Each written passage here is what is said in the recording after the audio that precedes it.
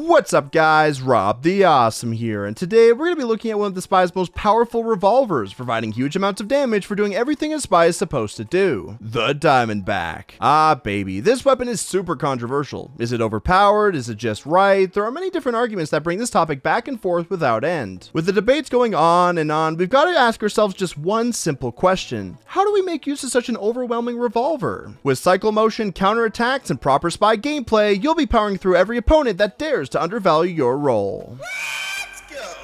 In order to get the most out of this weapon and truly value its gameplay mechanics, we need to dive right into this weapon's stats and point out what each one is specifically used for. To start, the Diamondback gives one guaranteed critical hit for each building destroyed with your sapper or backstab you land on your opponents. The crits you acquire will stack up with each accomplishment and will slowly diminish with each shot you take. The counter will also deplete completely on death, so be sure to take steady aim and use them wisely. The downside to receiving these critical hits is that there's a 15% damage penalty on the weapon, which really puts a damper on gunspy gameplay. Lastly, the Diamondback provides no random critical hits, which honestly doesn't matter seeing as how nobody should rely on random crits in actual gameplay. Now that we've looked into the stats, let's focus on how to effectively use this weapon in combat. Sounds kinda simple, right? All you gotta do is perform adequately as spy and voila, you've got a truckload of crits to fire at your opponents. But is it really that simple? I mean, sure, backstabs require sneaking around and timing your entrance, and sentry nests require a ton of patience just to get a single building destroyed with your sapper. But has anyone ever stopped to think about what you do after you've achieved these critical shots? Now that you've acquired some critical bullets loaded into your weapon, you start to think about whether or not you should shoot them. Should you take the shot or save the crits for later? The moment you have this ultimate power in your hands is the moment spy mains hesitate the most. You just don't want to feel like you've wasted your chance by missing your shot or dying prematurely to the enemy team. But what if I told you that there's an easy way to transition away from this behavior and be as effective as possible with the Diamondback? It's easy once you get the hang of it. Experience often calms the nerves, but psychological warfare is often half the game that we play in Team Fortress 2. The first thing that players need to realize with the Diamondback is that it shouldn't be your first choice of attack. The damage penalty isn't that big. You can still use it to finish off low health opponents, but getting into the habit of constantly firing your gun will only wither the benefit of utilizing your crits. Control the habit of firing all the time and remain attentive to the task at hand. The next thing you need to do is cycle through a continuous flow in order to stay focused and have a plan on the battlefield. You'll need to shift into two different gears when playing with the Diamondback, or even when playing spy in general: stealth spy and gun spy. Gear 1 is your typical variation of spy: infiltrate sentry nests and backstab your opponents. Be cunning in your ways and spot on with your timing. Only go for kills when necessary and when you know you can escape going for the attempt. After some time, the moment you get your hands on those crits is when gear 2 of your cycle should be activated: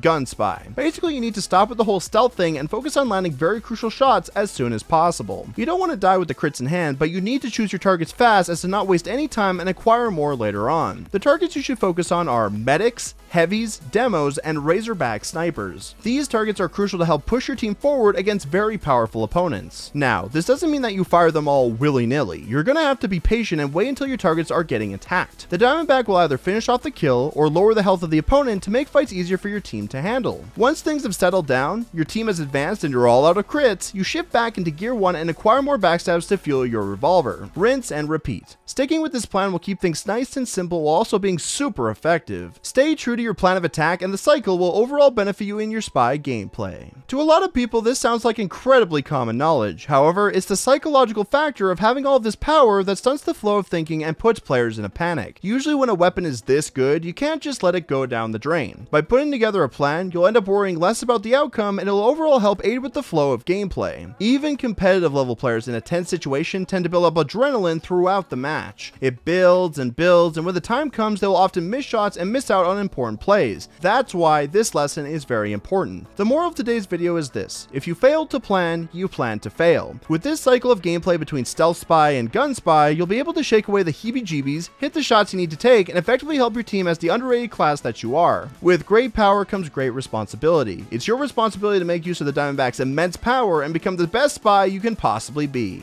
Thank you guys so much for watching. Tell me what you guys think in the comments below. If you like these types of videos, leave a like and subscribe. Maybe even tell me what weapon I should review for next time. Every sub counts and makes a huge impact on the channel. Also, if we manage to hit 50,000 subscribers, I'll be doing a super duper unusual giveaway. So if you got the message, write in all caps "spy around here" to let me know. Remember to be awesome, stay awesome, to have an awesome day. I'm Rob the Awesome, and I'll see you guys later. Ciao for now.